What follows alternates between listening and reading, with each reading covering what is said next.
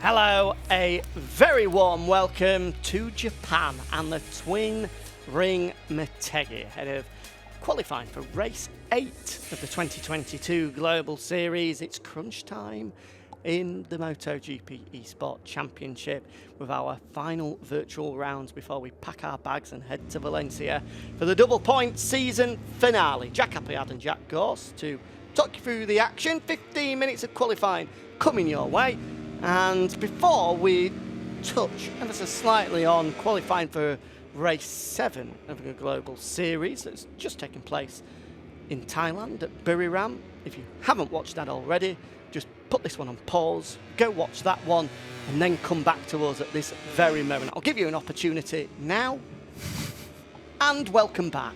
So, let's talk about what's just happened in Buriram, Jack, because this man has made it 3 in a row, and we know what happened when he bagged pole position at round 3. Pole to victory on both occasions. He's in the form of his life in the MotoGP eSport Championship, and you'd be a brave man betting against him doing it again here in Motegi. Yeah, he certainly would be. I mean, we'll see what he does now in these 15 minutes qualifying around Motegi, but if he does anything like what he did before and lands it on pole position, then you've got to say that when the race day comes around, he's going to be the favourite for both races, I think. Got bags of confidence at the moment, got the pace. Don't know what he's done to change it and unlock this next level within himself, but whatever he's done, it seemed to work. And I got to admit, his brother's probably sitting there thinking, you know, maybe he helped him out or something, gave him some tips, and I bet he's wishing he hadn't done now because he's chasing him down in the championship. He is. He's definitely spoken too much, you could potentially say, Adrian. He'll be wishing he wasn't as open and honest as what he has been doing. It's very much like Marc Marquez giving Alex a few tips and tricks, and then suddenly he rocks up to the next weekend and he's beating him. Yeah. Thinking, well, just slow down a minute, mate, will you please? Exactly.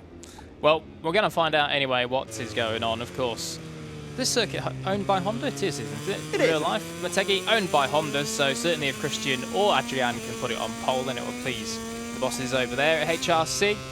But it's going to be very difficult because we saw in the last qualifying session, I think it was only 34 thousandths of a second that covered the top 3.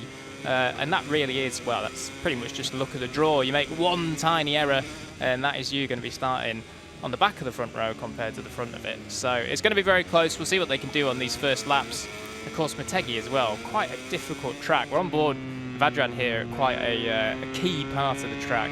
One that in real life saw an absolute cracking overtake in 2010 between the two Yamahas, Valentino Rossi and Jorge Lorenzo, as they barged fairings and elbows around this part of the track. But the rest of it is pretty tricky. This one's an underestimated corner. Incredibly difficult to get stopped for, keep the corner speed and then get it fired out. And the same can be said for here, this final little hairpin before they launch onto the back straight. So Motegi is a very difficult one. It certainly is, and these guys won't have had much experience around here, of course. Last time in real life that we were there was 2019, and it's good to be back in 2022, especially to give something for the Japanese fans to cheer about. We all know how passionate, how dedicated they are. They've definitely missed having MotoGP on home soil, so brilliant to be back. If you remember back to 2019, the video of the Japanese marshals. Of course, which was absolutely brilliant. The Japanese marshals, if you haven't seen it, it's on MotoGP's Facebook somewhere. You just search MotoGP Japanese Marshals 2019, I'm sure you'll find it. But they lined the entire circuit for when some of the safety cars went around and did their demo lap, and they put on a ride display. It was fantastic. It was very good. And Jack, for the viewing pleasure of those in the studio right now, will do a graphic demonstration of what the marshals did. Here we go. Which part? Because there was so much. Well, just pick your favourite one. I think it's got to be the flagger that literally was like this. Whoa, look at that. Wow. I really wish I had the words to describe what I've just seen.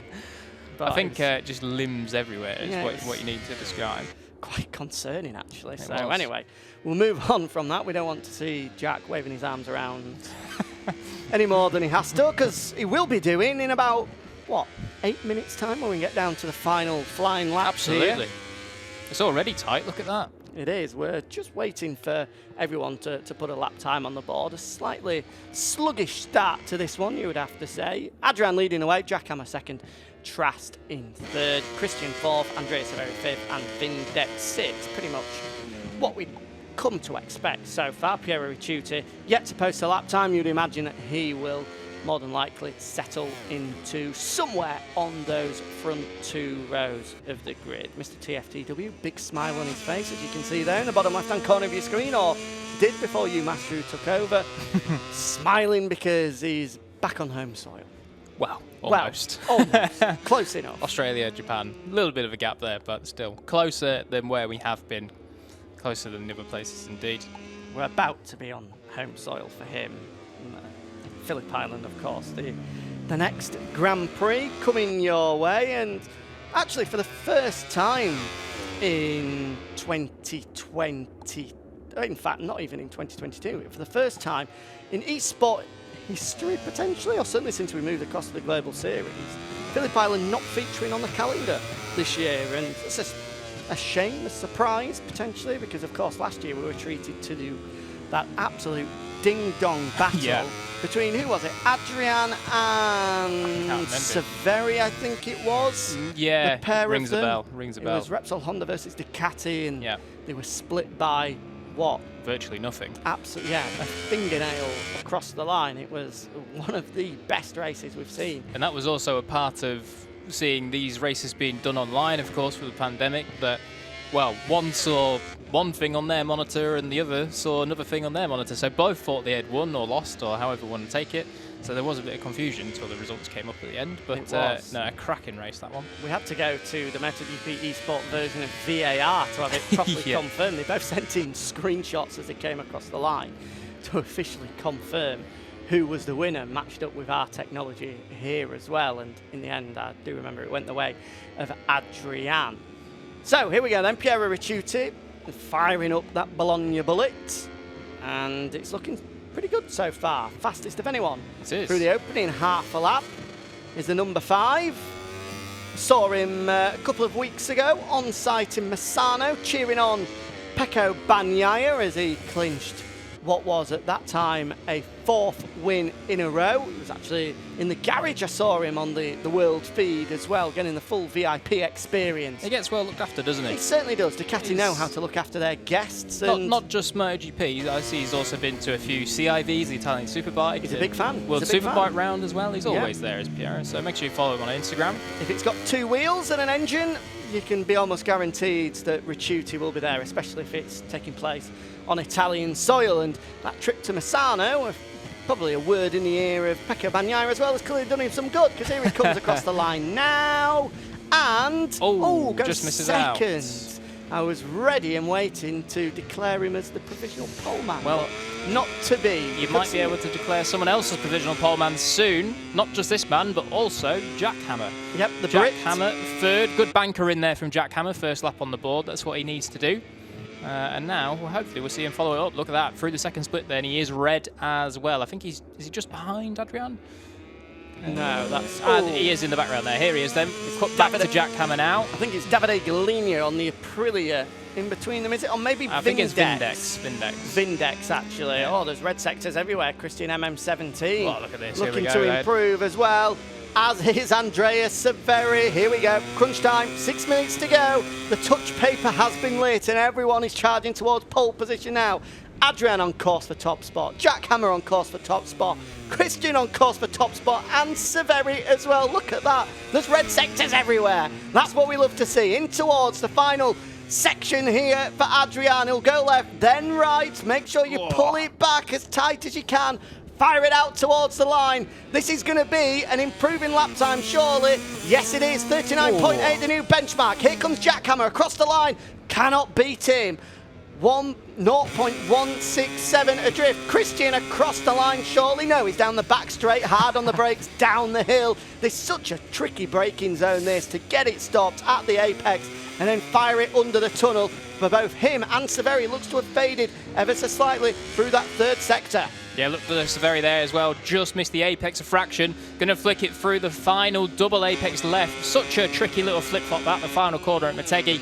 Here comes Christian across the line, then just misses out. Can't quite pip his brother. Severi will follow him across the line now. Where does he go? Only up one place to 5th, so not ideal for Severi, but I tell you what, even more not ideal for Trastevere, down in 6th at the moment. We of course saw Trastevere have 2 disappointing qualifyings last time out of round 3. Disappointing? Disastrous? I was going to be kind. You have not been kind. Here's Tatigo across the line. What's Tatigo going to do? Up to 8th, not bad. That is a good performance. Still a bit of a gap there to Vindex. Look at that though. There's only 4.5 tenths covering the top 7. So Vindex, not bad, just tagging onto the back of these big 6 as we've been calling them all season. And surprisingly, the man that heads up the championship is the last of those big 6.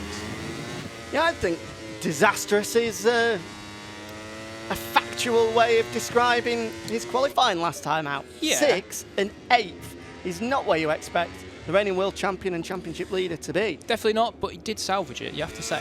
Just about. Just about. Where did he end up in the end? I can't quite remember off the top of my head. He ended up 4th in the second race and the first race 5th. So, I mean, not amazing comebacks, but certainly brighter than his qualifying. He was, however, the 6th fastest man on track. He, without doubt, yeah, he got lucky with a few crashes and stuff, yeah. But equally as well, I'm sure he will argue that to finish first... You must finish? You must finish. Is that the phrase, is it? To finish first you must finish. There we go. We got out in the end. But for him, he didn't finish first. So to finish 4th, first you must finish. But well done, Gandalf. That one rolled off the tongue, that one. Doesn't work as well, that, does it? I don't think people are going to be putting that on posters and selling it. Yeah, you never know. Maybe we'll get some eSport merch made with a terrible quote from Jack Appleyard. Potentially. Well, we could get you with one as well. The weather. The weather. That was one of my favourite ones. It's always dry in Austria, apart from when it's raining. It's always dry, except for when it rains. Well, maybe we can do that. A special line of merch from MotoGPeSport.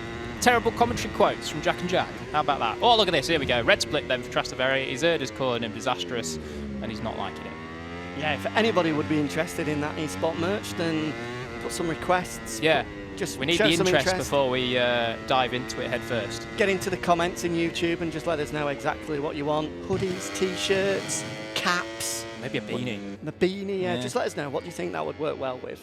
And we'll speak to the bosses here and see what we can come up with. Anyway, 2.5 minutes remaining. Crunch time. Let's see here we go. What these guys can come up with. Everyone is out on track. Nobody sat in pit lane, so we are going to see a flurry of late lap times here. Will our starting grid shuffle at all? Trast on an improving lap time, despite having gone red in the opening sector. Only needs to find, what, 300ths of a second to move clear of Severi in front of him. Ricciuti, however, is on course for a very, very impressive lap time. Fastest of anyone through the opening 3 sectors of the twin ring Motegi. We'll watch Trast across the line first. The Yamaha man does jump ahead of Severi up to 5th, and now all eyes will be on the Bologna bullet behind. Here comes Ricciuti, comes across the line now and only manages second on the fact that his second fastest lap is slower than Adrian. I can't believe it. The pair have set exactly the same lap time.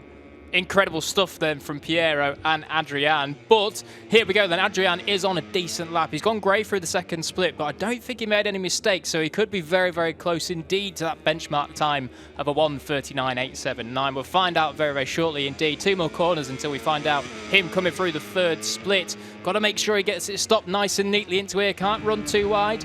Look at that. We pop on board with him now. Going to clip it in for the first apex. Run it wide through the middle. Get it squared off. Lovely stuff. Fired out. Coming across the third sector now. It's still grey, but it's looked pretty clean. So he might just be in close enough reach to be able to pip himself in this last split. He's going to need a special last sector, and he's wide there, so that's going to cost him time. I think he is just, well, I'm not going to speak too soon. I didn't see Christian has just flashed up with a red sector of his own, and now a second red sector as well. So he's going to be keeping his brother sweating here. Both Adrian and Ricciuti tied at the top with exactly the same lap time, astonishingly, with Adrian holding on to pole he's a at the fraction moment deep as a result there. of his second fastest lap time. But that could all change. Christian charging hard here, chasing down Ricciuti ahead of him. Halfway through the lap, he's on course for pole position. Ricciuti gets out of the way. Now down the back straight, he fires that RC213V down the hill. And this is looking oh so good for Christian. Is it going to be a fantastic fourth pole position in a row for the LCR Honda man? We're about to find out then, coming through the final two corners now. Going to keep it nice and tight through here. Don't tuck the front now, Christian. Make sure you get it tucked in. Don't take too much curb. Lovely. This could be it across the line in just a few seconds. Here he goes, Christian, across the line. Is it good enough for pole position? No, it's not. Only good enough for third. I don't believe it. I was almost guaranteed that he was going to take top spot there for a fourth time in a row. But instead, he'll have to settle for the outside of the front row. Last man across the line is Tati Go. There he goes, and that is qualifying done in Japan. So then, Adrian is going to fight back ahead of his brother. Look at that, actually. They've given him pole position in the end to Piero Ricciuti. Oh, wow. So it does indeed see a switch. The Ducati man, I think that's his first pole position of the season. So congratulations to Piero Ricciuti. Race 8, but he's finally done it. Look at that. Absolutely nothing. Same time then for Adrian, and crucially he is ahead of his brother. So Christian's denied his fourth pole position in a row. Jackhammer lines up on the second row with Trastevere and Andrea Severi in sixth. Vindex, Spadalonga and Tatigo are on the third row of the grid, and this time everyone did complete a lap, so we'll see Davide Galina, Mr. T and you, Mastru, rounding us out in 12th in Japan.